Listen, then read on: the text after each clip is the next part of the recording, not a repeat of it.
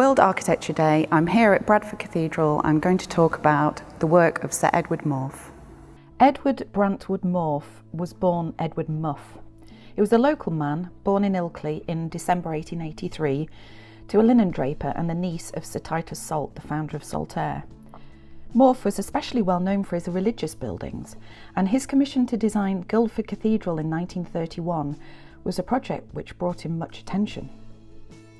St Peter's Church at Bradford was elevated to cathedral level in 1919. It soon became clear that an extension was badly needed. Edward Maufe was appointed and in 1940 produced his first sketch design of what was later almost entirely realised in built form. Building work couldn't begin until 1953 as a result of post-war austerity measures and continued until 1965. Externally, the appearance of the extensions is closely linked with the historic church in the use of stone and Gothic windows. Maufe stated that his aim was not to rival the existing work, but to make a unity with it. The additive composition of Maufe's extensions, with the various internal spaces clearly expressed by the external massing, creates a dynamic, lively silhouette, particularly at the East End. The principal distinction of his design lies in its relative plainness. For example, at the top of the elevations, the battlements and pinnacles of the medieval church is smoothed out into a flat cornice whose stone banding implies the original proportions. The windows lack ornamental tracery and they are situated flush within the walls. The use of stone integrated the new works not only with the old church but also the wider townscape of Bradford. The careful balance which Maufe struck between tradition and innovation at Bradford informed the way that the design was received. John Betjeman was a prominent fan of Maufe's work at Bradford, referring in a letter to its great buttressed exterior strength and its northern solidity. The famous art historian Nicholas Pevsner describes Maufe's churches as demonstrating genuine spatial gifts. Internally, a dramatic and spiritual effect was created, partly by the arrangement and lighting of the various spaces, and partly by their decoration and furnishings, all of which add up to a carefully considered whole. Virtually all Maufe's work remains relatively intact. On entering the nave from the West End, the chancel and sanctuary immediately catches the eye. This results from three factors, denoting the special value given to the setting of the altar. Their white painted walls contrasting with the stonework of the nave, the light airiness in contrast to the gloom of the nave, and the height, with the choir and sanctuary rising into the distance. Narrow arches behind the sanctuary not only accentuate this verticality, but also produce spatial interest by offering glimpses through to the Lady Chapel and the William Morris windows at the far East End, recited by Maufe from the earlier chancel. There is a clear sense of order and progress through the building, beginning with the font and its magnificent cover at the West End, echoing the journey through life from birth to communion and to a life beyond.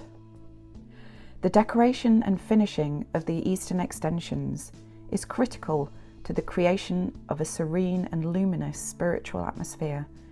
The palette of white painted walls, pale stone edgings of the arches and cream marble floors owes much to Scandinavian precedent. Within the chancel, decorative highlights are introduced for painted ceilings, railings and light fittings, themed around a palette of blue, gold and a sparing amount of red. These typically combine delicate metalwork with chunky wooden elements, the form and detailing of which is essentially an abstracted classicism. The painted ceilings are a particular feature of Bradford Cathedral. The lantern tower is noteworthy for its rich painted panels decorated with the arms of the Diocese of Ripon, York and Bradford and the old city of Bradford. And the ceiling of the song room features Renaissance musical instruments copied from manuscript originals in the British Library.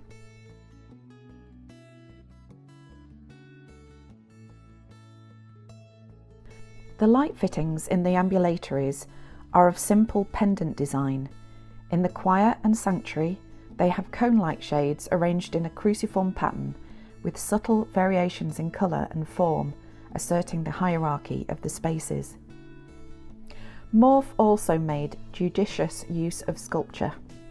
Particularly prominent are Alan Collins' St. Peter and St. Paul, located above the sanctuary. The sculptures were carved by Raymond Perkins, a Bradford carver, working from Collins' maquettes. The role of Maufe and Dean Tarks was commemorated by the inclusion of their likenesses at the sides of the organ. Maufe retained complete control over the furnishings. He developed a particular vocabulary based around the use of limed oak with gilding, simple in form and detailing.